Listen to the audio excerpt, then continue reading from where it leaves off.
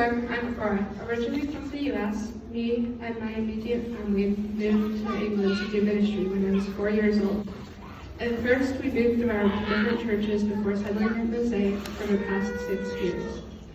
Growing up in a Christian household, I was exposed to the Bible and to the story of Jesus' death and resurrection at a young age.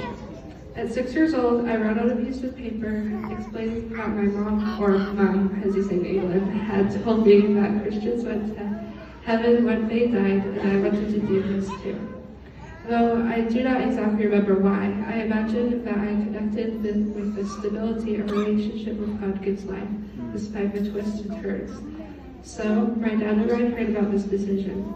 If I accepted the life of a Christian at this point, I would not say that this was anywhere near the pinnacle of my faith journey. It was only the beginning.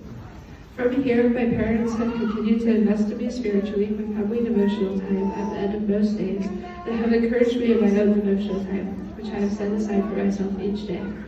This has greatly helped to walk me through my faith, but I want to assure you that you do not come away with a false idea about having this time with God.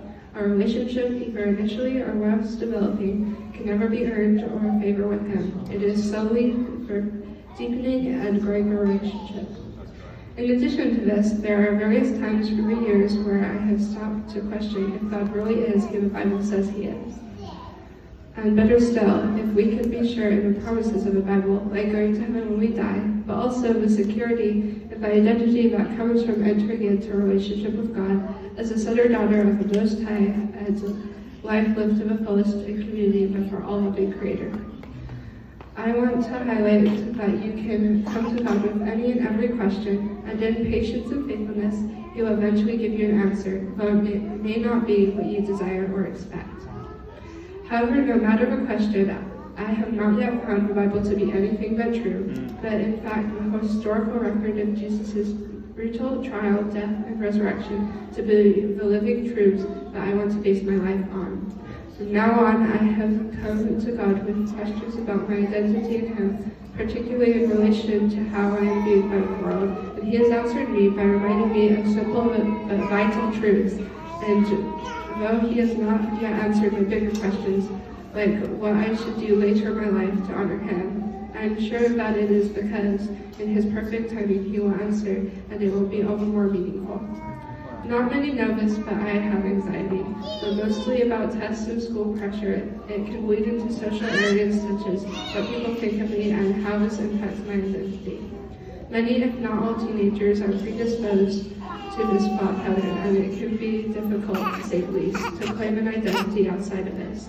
God has been gracious and helped me through increasingly challenging seasons in which I am prone to anxiety around these areas, including a couple weeks ago when I would wake up feeling nauseous and find myself in the midst of trying to escape an inescapable situation.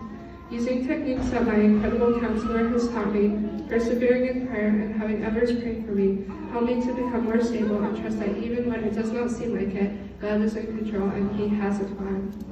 In the helpful YouVersion devotional that I watched recently, the speaker said that we have 100% choice in what we do, yet God still has 100% control. This does not mean that God controls what I do or I mess up God's plan, but that because of Jesus' death and resurrection, a new paradox has been created in which both can occur.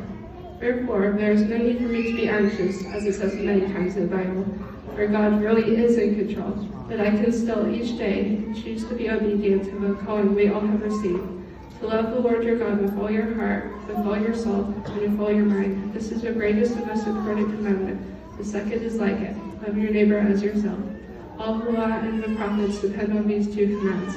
This is from Matthew chapter 22, verses 37 through 40. Lastly, thank you to all those who have encouraged me in my journey and have been with me in my walk with God. Thank you to my friends and family who have reminded me where my identity comes from and show me how to be a good friend to others. I want to get baptized today to solidify the steps I've taken so far in my faith and share the love I have for Jesus as my Lord and Savior.